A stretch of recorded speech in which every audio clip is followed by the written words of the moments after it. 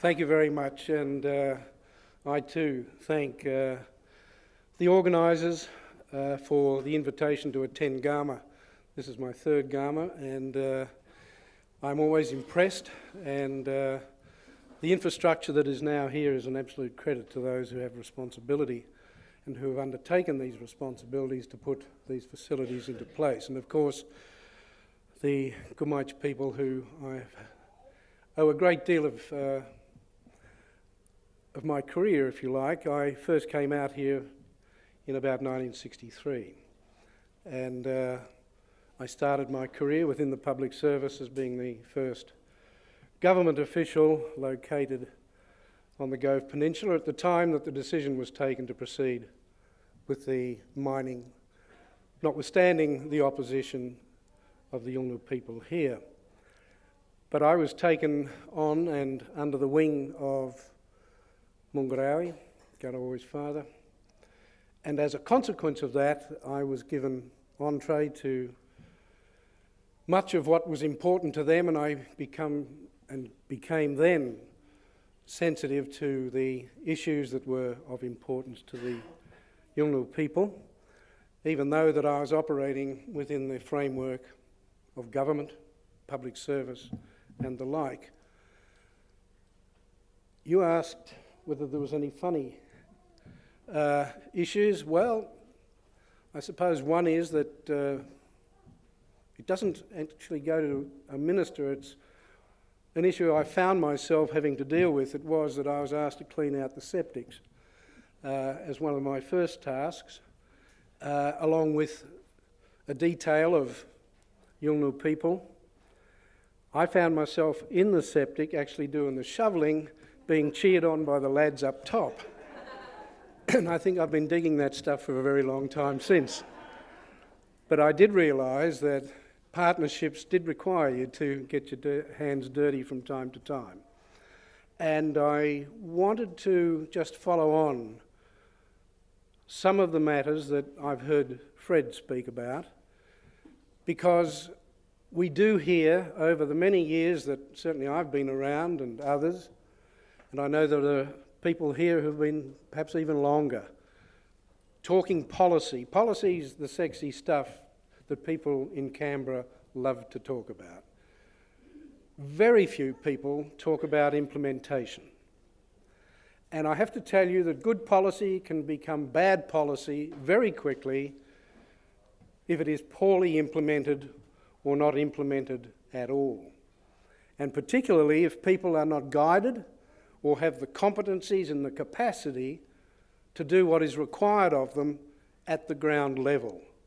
And if people feel that for some reason operating at the ground level really doesn't require any expertise other than the generalist approach that currently dominates the Australian public service, then I think I take a different view. I came to recognise, and I'm sure many others had too, that in fact it takes a number of skills which are developed over a period of time through experience and through actually living on the ground and in many instances living in communities. That doesn't happen a great deal these days. And I think that that's a failing. I think it's reflected in much of what we see or how we see the public service responding to what are often seen and rhetorically said to be major reform agendas. Reform agendas require implementation.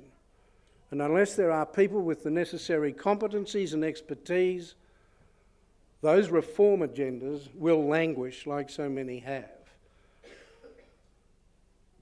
I know that in my time, there was a necessity to go through a 2-year period of acquiring various formal qualifications in order and before one could go and live in a community. These days, you're not required to live in a community. These days, there are people who make decisions in relation to policy, advise on matters of policy, who have never lived in an Aboriginal community, never had the experience of on the ground work experience, and I often wonder how it is that they could possibly and effectively provide policy advice on matters for which they have only a theoretical or distant experience.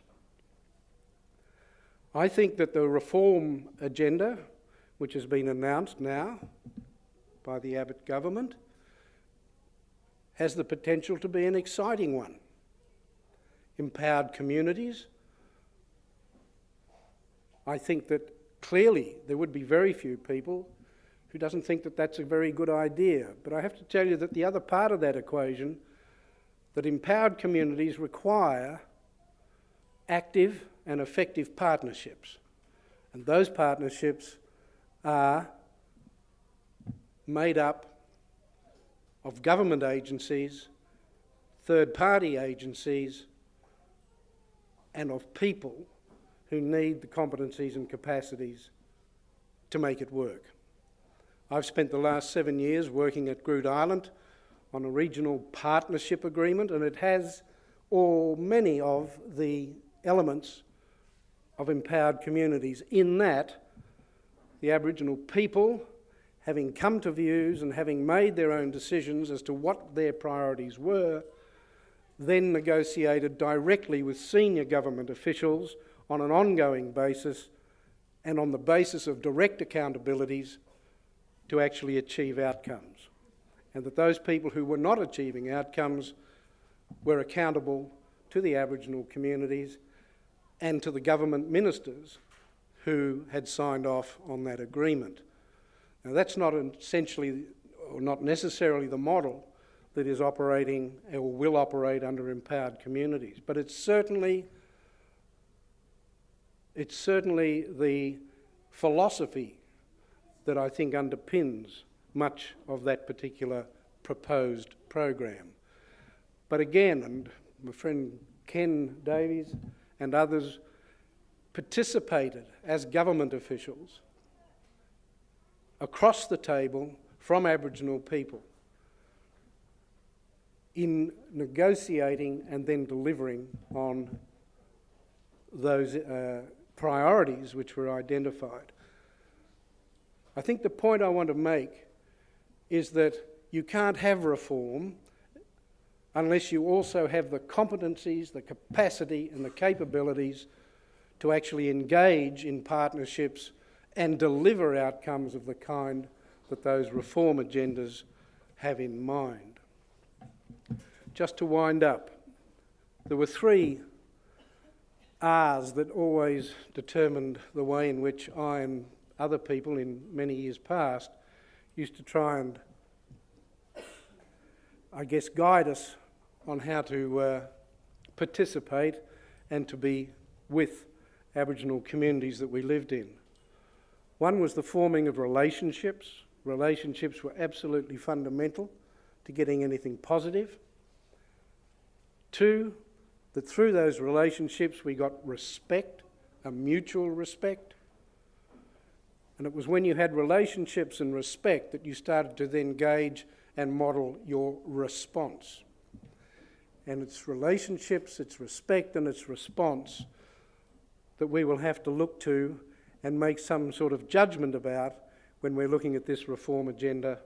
And I certainly and genuinely hope that the participatory and partnerships that people are looking to establish can be established, but there is going to have to be a major change in the way in which public servants are not only trained, there has to be a recognition of skills needed, and there will also have to be clear lines of accountability, and the flexibility which people are being asked to exercise is going to have to be supported at the political level.